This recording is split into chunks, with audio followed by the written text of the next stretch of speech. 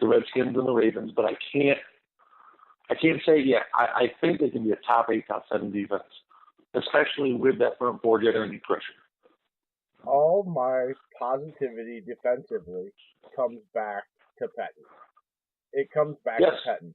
It's all, I'm putting all my faith is, as much as I like the personnel, is just from the comfortable fact that I am comfortable that Pettin can get it done with guys that I think are total upgrades from what he had in his first year.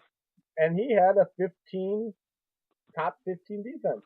It was like 16, 17, somewhere in there, 15, 16, 17. And that's with 7 starters going away to being cut, injured, or traded. Yeah, there's 7 starters that were gone from that year. So now you give them a team that's one thing I love about this team, the defense they have for Pettin now, with the guys they brought in from free agency, the draft, they're durable. They play all the games. Like before, you had guys that were out. Clay Perry couldn't stay healthy at all. Even Ha was getting hurt at some points. Burnett was getting hurt before he left for the Steelers a couple years ago. Like you couldn't have anyone stay healthy for a while. And now we got guys that have maybe missed 1% of their career games in their whole careers combined. Yeah, and they're young. Amos is 25 years old, people. I don't think people realize. He was 21 coming into the league. He's going into his 5th year right now. He's only 25. Amos and Savage can be oh my God, if we can keep them together for Savage the next is 21. 4 or 5 years. Kevin Clark is 23.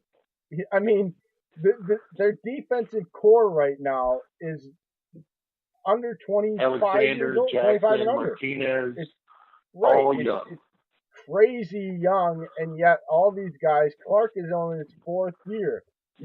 Amos is going into his 5th year. Yeah, that's a combination of youth and I'm stumbling on my words here, and experience. And you can't teach that, like that's just awesome. Oh, of course. My thing is I got to go back to the Gary pick. I got to say it. I woke up I said it in the tweet this morning. I woke up this morning. I thought to myself, Rashawn Gary is the Green Bay Packer, and it just sounded right. There wasn't anything bad about it. I think, like I said, Gutekunst is a gambler. He wants to take a chance on that very, very high ceiling. If there's a guy that can unlock it, it's Mike Pettin.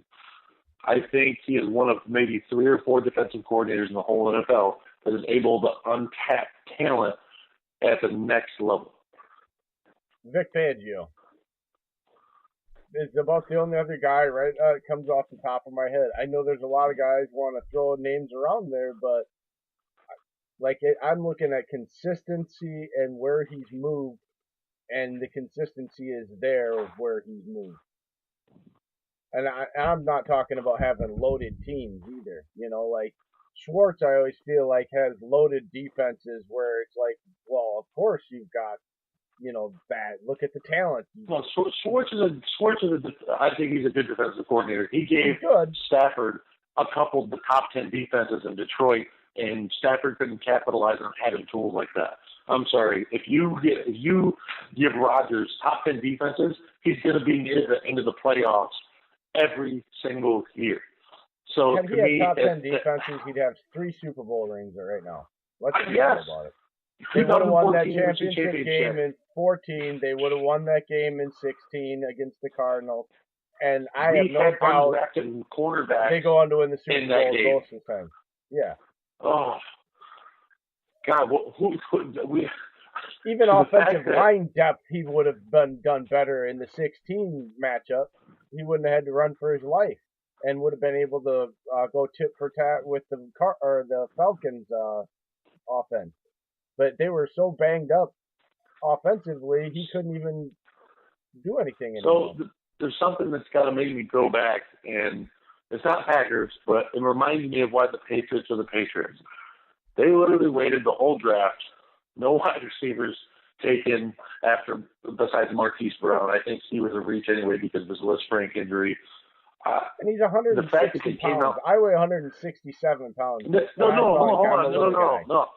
No, screw Marquise Brown. I don't like him. I love N'Keal Harry's talent, and the fact that the Patriots just got a true, legitimate outside threat means that they're just going to be back up in the top tier again.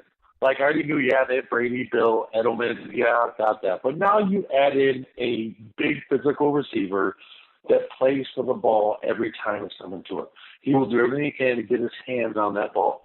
And that just reminds me of the Patriots and the Patriots. And Belichick is the almighty emperor of the Star Wars universe. And no Drew Lock in the first round at all. Daniel Jones goes before Haskins. I mean, crazy. I'm sorry. Dave Gettleman needs to be fired. You think so? I think Dave Gettleman has gone crazy a long time ago. That's what I'm saying. I'm not just today. I think he needs to be fired when he traded Odell Beckham Jr. He is a top 5 wide receiver in the NFL, and you traded him for a first and a third. Like, I'm sorry, that's chump change. And the safety, Jabril Peppers. It makes me I'm sorry. Gettleman, who was a teammate of Rashawn Gary, by the way. No, I got that, but I'm still just saying the fact that Gettleman, he just created a huge enemy because Haskins, I think he's going to be good. I think Redskins have a shot to go in and add a big wide receiver here. You still have DK Metcalf on the board. You still got freaking A.J. Brown. You still got Hakeem Butler.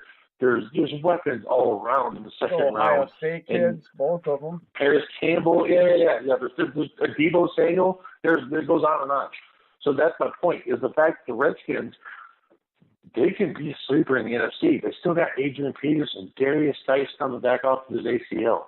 And he's looking stronger than ever. I was watching his tape recovering the other day through his workouts. Man, he is a big friggin' dude.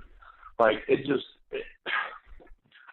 Redskins probably had one of the best quiet drafts because Haskins went to them. They came back up. They got Montez Sweat to replace Preston Smith. So now every time people face the Skins, you got to face Preston Smith and Ryan Kerrigan as a pass rush. Well, and you know what else I noticed too? Is all these people are running backs and receivers and tight ends and this guy and that guy and skill position. And I'm always like, yeah, my trend, we need to protect our quarterback. And it's going to get even worse this year because of how the teams that turned around last year, they spent high capital. And everybody's telling me this whole time, oh, you're crazy. No, you got to have this playmaker, that playmaker. And what was the trend yesterday in the back half? Teams trading back in for the second pick, or even some of these guys, third picks of the first round to get another offensive. Atlanta took 2 offensive linemen, and they traded back into the first round to get another offensive lineman.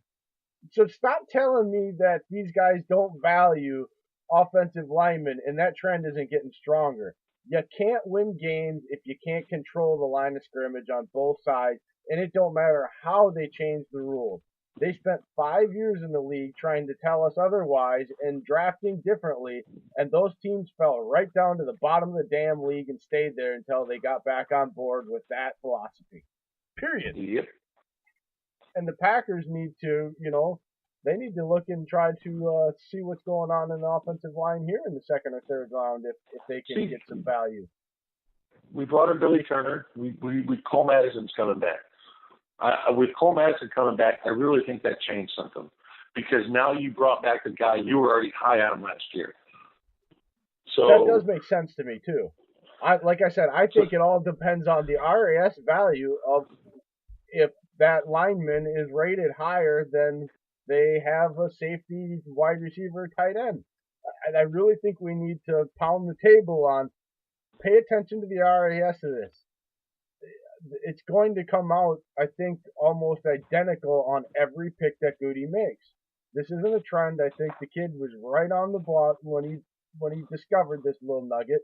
And I think if we track it, it's going to help us understand and really project the Packers picks going forward. I just like the gambling aspect. The fact that he's not afraid to trade up, trade down with head picks of each other and grab the guy he wants and still get draft picks out of it like he did last year. This year, moving up to know that he wants that guy because he knows someone else wanted him. So I can't. I'm not mad at him at all. I think he had a good draft class last year. If you look at it, you had Alexander, you had Jackson, you had your punter that started, MVS, ESB, and now you're getting back Cole Madison from that draft class to come back this year on top of already getting Rashawn Gary and Darnell Savage. Oh, wait, there's more to come the next 2 days. Well, let's put it like this. Seattle at 29 took L.J. Collier, DN-TCU. I never heard third round prospect. In the first or second round. Do you want him, Green Bay? He was projected in third round. Do you want DeAndre Baker, who was always basically to me considered a late second round pick? He was taken. Seattle traded him to the New York Giants, who traded back in. We had Byron Murphy on the board too, and took him. I mean, so people are bitching and complaining about their players, but our players were at least projected. The last 2 mock drafts I've seen on NFL Network the last 2 days have had Savage going at 18 to 25, right where he went. I mean, so, again, there's players out there. Selin Farrell went 4 to Oakland overall. Yeah. People didn't have him projected there. No, he was supposed to be like 15 to 25 range. That's what I was seeing. And when Gruden took him, I was like, oh, here comes, excuse my French, but here comes the fuckery. After watching that, and the Giants took freaking Daniel Jones, and the Jags, who were projected to take an offensive tackle, took Josh Allen. What I loved about that, they robbed the Lions of their edge player they dreamed of having. I was happy about that. They didn't. I knew then they were taking Hockenson for sure. Oh, 23. Titus Howard, Alabama State, offensive tackle. How many first-round projections do you think he was at? I mean, third-round prospect. I can find reaches in the first round that are consensus, and yet Packer fans want to bitch and complain about Gary at 12 and moving up to get Savage. And I'm not trying to be condescending or mean. I'm just trying to paint a picture here of what actual reaches were in the draft across the board from real analysts and people out there, and just what we've seen ourselves and where the Packers and who they took. You might not like it, but at least those players were, considered first round players and talent. Gary, people they love his talent, they love his numbers. It was the production concern. But again, you got to take the Pettin factor in, and you got to look at the tape and his willingness to do the dirty work all the time. And of course, that's not going to be flashy and catch your eye when you're doing hundreds of hours of film and you're looking for those jump out moments. Gary doesn't flash in that way. I just had a Bears fan that's a friend of mine message me while I was on the show with you and say, man, Rashawn Gary's a reach. Man, he's another Nick Perry. And I'm like, no, he's not. Nick Perry was, as you said earlier, Jay, he's a 4-3 defensive end plugged in a 3-4 nickel outside linebacker spot. It's not going to work ever. I'm sorry. So the fact that's being compared when Gary is more of an interior defensive lineman that can play defensive end and that can show edge and hold the run while interior pass rush, I'm sorry. Two totally different types of players in different situations. Gary's going to play behind. Whoever this Bear fan here is, turn on the tape, buddy, and tell me where there was Nick Perry running back down when he had already gained the edge, and he closes on him before he makes a 3-yard gain. You show me where Nick Perry ever did that in his NFL career, and then I'll consider that an actual logical thing. That he doesn't have any tape like that, and Rashawn Gary has tape on that all the time. When people are complaining about Gary, it's about his actual interior battles with defensive linemen on the pass rush. When you're asking him for run support or chase and pursuit, you can't ask a guy his size to be any more explosive and sure-fired at that. You can't complain about his pursuit. If Rashawn Gary puts on another 10, 15 pounds, because he came into Michigan heavy at about 295. He's down to 277 right now. If he puts on another 10, bud, we got about 10 seconds left. I'm going to say it. Rashawn Gary is the next Ryan Pickett for the Green Bay Packers, and he will be a defensive lineman worth watching. Go Pack, go. Go Pack, go.